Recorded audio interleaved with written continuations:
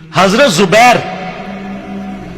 زبیر وہ صحابی ہیں یعنی جو نبی الاسلام کے بہادر ترین اصحاب میں سے 12 بندے غزوہ احد میں حضور کے ساتھ رہ گئے تھے 700 میں سے غزوہ احد کے اندر، ان میں سے ایک حضرت زبیر بھی تھے، اور یہ تلوار کمال کی چلاتے تھے، اکیلے میدان جنگ میں آگے چلے جاتے تھے۔ بخاری میں آتا ہے کہ ان کا بیٹا عبداللہ ابن زبیر کہتا ہے کہ میرے باپ کے 2 شانوں کے درمیان اتنا بڑا زخم تھا جو ہیل اپ ہو گیا تھا، لیکن پھر بھی گڑا پڑا ہوا تھا، میں پورا ہاتھ اس میں داخل کر لیتا تھا، اور وہ زخم ان کو احد کے موقع پہ لگا تھا۔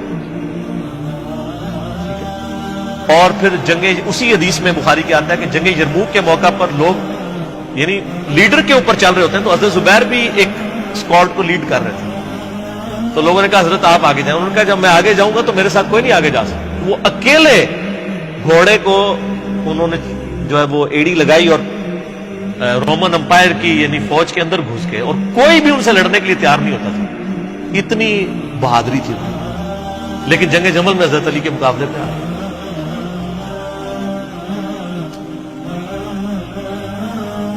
اس تکلیف کا کوئی اندازہ نہیں کر سکتا۔ حضرت حسن ابن علی نے بتایا مولا علی سے کہ بھئی حضرت زبیر آئے ہیں، تو حضرت علی نے کہا کہ رکو میں خود چاہتا ہوں۔ گئے، کہا زبیر یاد ہے وہ دن جب نبی تم مجھ سے بڑا پیار کر رہے تھے، پھوپھی ذات تھے نا، نبی الاسلام کی پھوپھی کے بیٹے ہیں حضرت زبیر بن عوام رضی اللہ تعالی۔ تو حضور نے تم سے ایک بات کہی تھی کہ تم علی سے اتنی محبت کرتے ہو، ایک دن آئے گا کہ تم تلوار لے کے علی کے خلاف کھڑے ہو جاؤ گے۔ تو تم نے کیا کہا تھا؟ یا رسول اللہ میں علی کے خلاف کھڑا ہوں گا؟ اور میں ہاں تم اس وقت ظالم ہو۔ تو حضرت زبیر جو ہے وہ ان پہ غشی طاری ہو گئی، گھوڑے کو یعنی وہ حضرت علی کا پھر سامنا نہیں کر سکے، میدان جنگ سے واپس چلے گئے۔ تو بعد میں حضرت علی کے فوجیوں میں سے ایک بندے نے جا کے پیچھے ان کو دھوکے سے قتل کر کے تو لا کے تو سر حضرت علی کے سامنے رکھا، تو حضرت علی نے کہا کہ زبیر کے قاتل کو میں دوزخ کی بشارت دیتا ہوں، کیونکہ زبیر جنتی تھا۔ تو وہ شخص پھر حضرت علی سے ناراض ہو گیا کہ میں نے تجھے حکم دیا تھا، جب میں نے ان کو جانے دیا تو نے یہ کام کیا،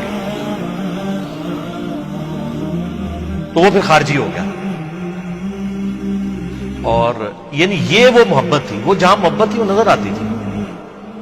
ظاہر ہے کہ ایک بندے کی ایک غلطی سے اس کی پوری زندگی 0 سے ملٹیپلائی نہیں ہو جاتی، جس نے اتنا کچھ دین کے لیے کنٹریبیوٹ کیا کبھی نہیں ہو سکتا ایسا۔ حضرت علی کو بھی اس بات کا پتہ تھا۔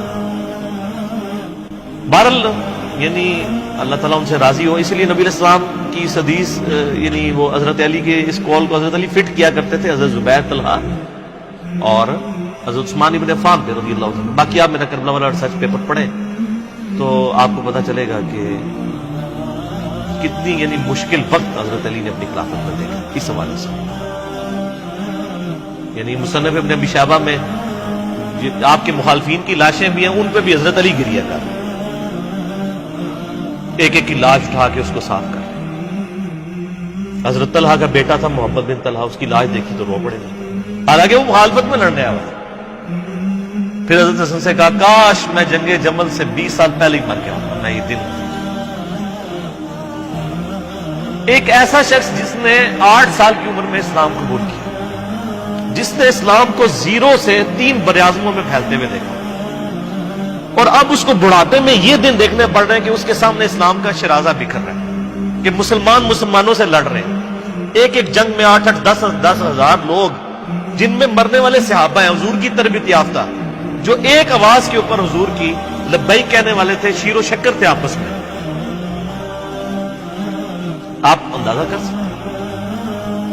اسی لیے حضرت علی جو ہیں وہ یعنی کوفے میں شہر سے باہر آپ کو پتہ ہے کنویں ہوا کرتے تھے، اکیلے جا کے کنویں پہ بیٹھ کے رویا کرتے تھے کہ اللہ اس امت کے ساتھ کیا ہو گیا۔ کوشش کرتے رہے، اینڈ رزلٹ یہ ہے کہ خلافت کا نظام۔ اسی لیے مصنف ابن ابی شیبہ میں آتا ہے کہ آپ نے فجر اور عشاء کی نمازوں میں قنوت نازلہ پڑھی، اللہم علیک بمعاویہ و اشیاعہ، اے اللہ معاویہ اس کے شیعہ کو برباد کر۔ علی اور اس کے عمر بن عاص اور اس کے شیعہ کو، ابا سلمی اور اس کے شیعہ کو، قیس اور اس کے شیعہ کو برباد کر۔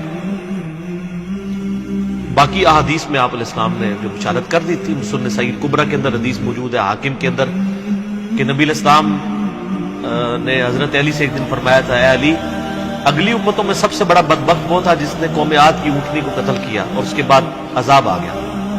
میری امت کا سب سے بڑا بدبخت وہ ہوگا جو تیرے سر کے خون سے تیری داڑھی کو رنگ دے، اور وہی ہوا ہے۔ اور اس کے بعد پھر دیکھیں امت ایک جگہ جمع نہیں ہوئی ہے۔ حضرت علی ایک آخری کوشش تھی، اور جن لوگوں نے اس وقت ساتھ نہیں دیا پھر ان کو دنیا میں اس کا خمیازہ بھگتنا پڑا ہے۔ عبداللہ بن عمر نے بیعت نہیں نہ کی تو صحیح بخاری اٹھا کے دیکھیں، عبداللہ بن عمر کو آل امیہ نہیں قتل کروایا، حجاج بن یوسف نے زہر آلود نیزہ مروا دیا۔ اور حاکم کے اندر مجموع الزوائد کے اندر موجود ہے، حضرت عبداللہ بن عمر آخری عمر میں کہا کرتے تھے، کاش میں اس وقت علی کا ساتھ دیتا اور یہ خلافت کا نظام تو بچ جاتا، کیونکہ کئی لوگ بیچ میں نیوٹرل ہو گئے تھے جو پھر ساتھ نہیں دیا، تو اس کی وجہ سے پھر حضرت علی کے چونکہ اب پاس اتنی مین پاور نہیں تھی کہ اس سسٹم کو سنبھال سکتے، بعد پھر وہ شہید ہو گئے اور پھر معاملات آ گئے۔ خیر بات کہاں سے کہاں نکل گئی، کیونکہ یہ اس کے ساتھ غل کا لفظ تھا، تو یہ غل کے لفظ کو ایڈریس کرنا ضروری تھا۔ تو آج ہم جب جنگ جمل صفین نہروان کو ڈسکس کرتے ہیں تو یہ کوئی غل والی بات نہیں ہے، یہ وہ چیزیں ہیں جو ایک ریالٹی ہیں، اور وہ اگر یہ غل والی بات ہے تو نبی علیہ السلام کے دل میں بھی نعوذ باللہ غل تھا، مولا علی کے دل میں بھی غل تھا، ایسا نہیں تھا۔